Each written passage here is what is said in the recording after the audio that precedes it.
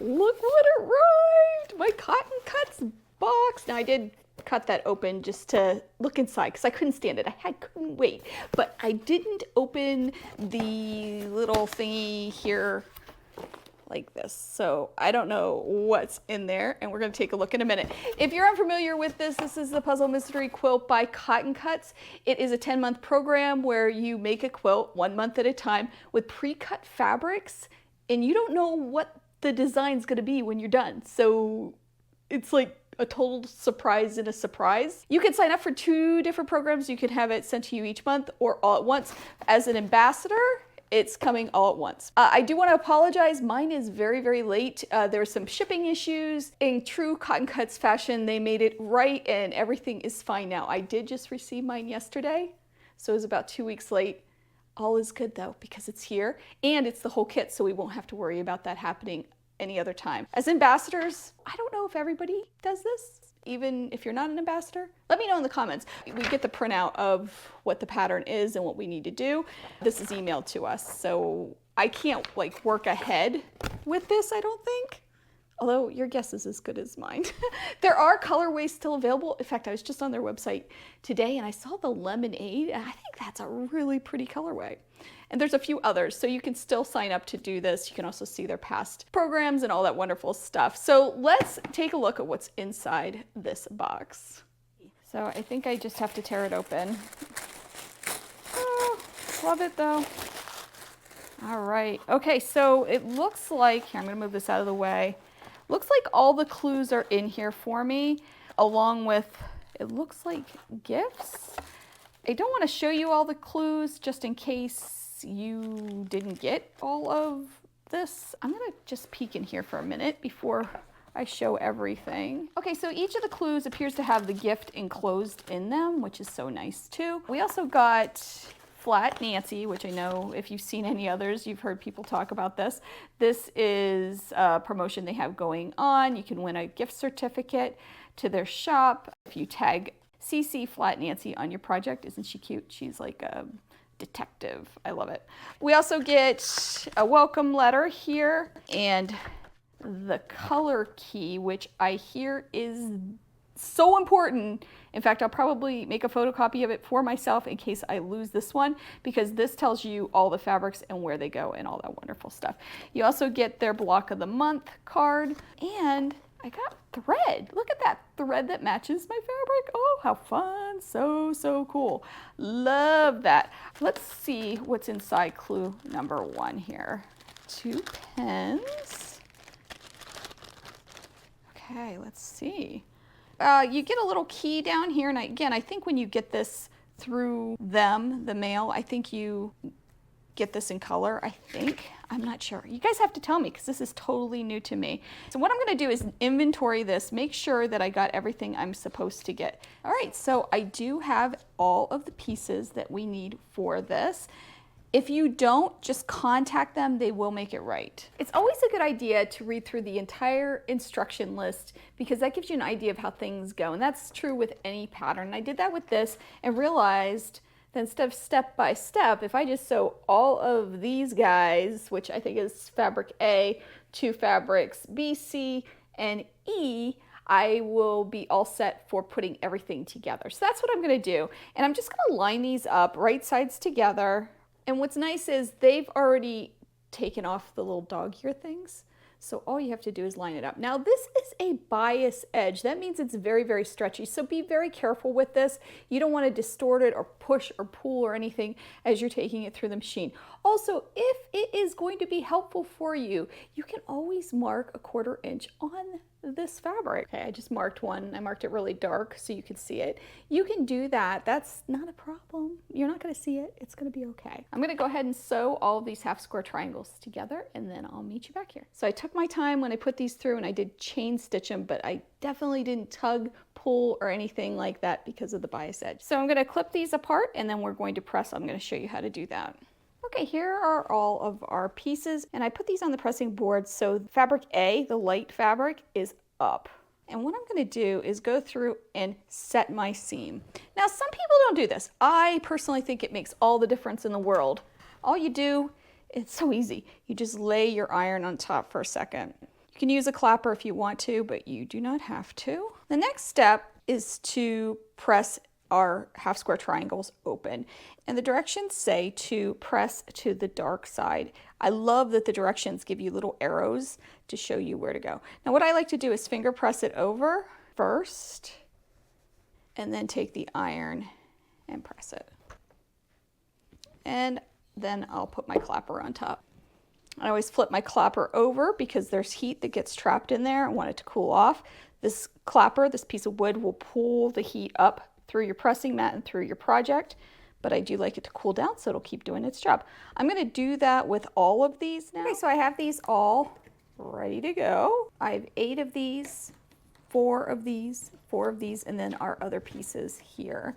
And I'm using these alphabetties just to keep track. Now I know that this fabric here is fabric A, so I'm not going to mark that, but I wanted to keep track of the other ones. So if we go back to our instructions in the first step, it does tell us to put C onto E and A. And notice how A, the light side, is facing down. So I'm going to take my E squares, and I'm going to make sure my light side is going this direction, and we're going to sew this to this. And I'm going to do that to all of these. And because I'm a bit of a lazy sewist, I'm going to look at the next step and see what we have to sew, because then I can just chain piece. This one, the C fabric is down like this, and we put a C on that like this.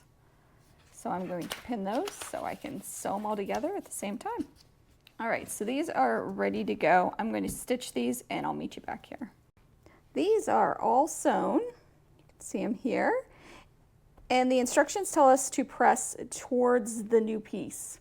But first, we are going to be good quilters. Well, I guess it doesn't mean that you're a bad quilter if you don't do this, but I think it helps.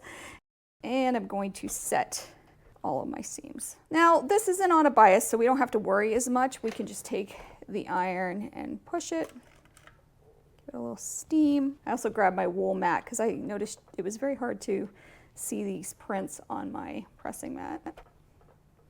And I'm going to do that with all of these. And then I'm going to reassess, get my alphabetties, those little alphabet things clipped on, and see where we're at. All right, these are all pressed and ready to go and ready to be assembled to this. So these 3, I should have 4 though. Uh-oh, here he is. These 4 are units E and A. So I'm going to put an E on it, just because the rest is the same. Like this is the same strips on the sides. So the only thing different is this fabric here, which is E. And then this is C. And then we have our stack of B. We just made this unit, which is the E unit right here. And now we're going to sew the AB unit to that on this side. And notice how the A's, which are the light fabrics, are facing inward and opposite. So we have darks and darks, light, light, okay? So I'm going to go ahead and match these up and sew them together, and then we'll move on to the next step, which this guy we're going to just set aside. So we have quite a bit of this done, and we're finishing up the block now. Yay! So this is actually step 4 completed. Okay, so we did all of our half square triangles, and I tried to sew ahead a little bit. If that's not your style and you'd rather see it step by step, let me know. Of course, I can't go back and change it now for this video, but I can, moving forward, do it step by step if that helps you. I personally like to do as much sewing as I can when I go to the machine. I know that may be different for everyone. All right, so here's step 4 right here. Done. We also did step 5 and step 6. So we are moving on to step 7, which is this one. See here. And we're sewing these strips to this. And we're going to make sure the orientation is right, that all the darks are together here. You don't want to do it like this, which could be a mistake that could happen really easily. So I am going to match these up, sew all these pieces, and we'll go on to the next step. Okay, these units are done. Look how pretty they are. Very cool. It has a very southwesterny feel. And that's not usually my style, but I'm going to trust the process and see how it goes. Now I did go ahead and measure this out to make sure these were all the same size. And one of them I did have to take apart and sew again and use a scant 1/4 inch. I don't know if that was my sewing, which it probably was, or if a piece was cut a little shy, but definitely check all of the sizes as you go. And you kind of have to just figure that out because they don't give you any sizes on the pattern because of course everything's pre-cut, but that'll help us in the long run. This completes step 7. I'm gonna set these aside for right now, and we are going to move on to step 8. And in step 8, we use this block, let's see, like this, right here. And we sew these to the top.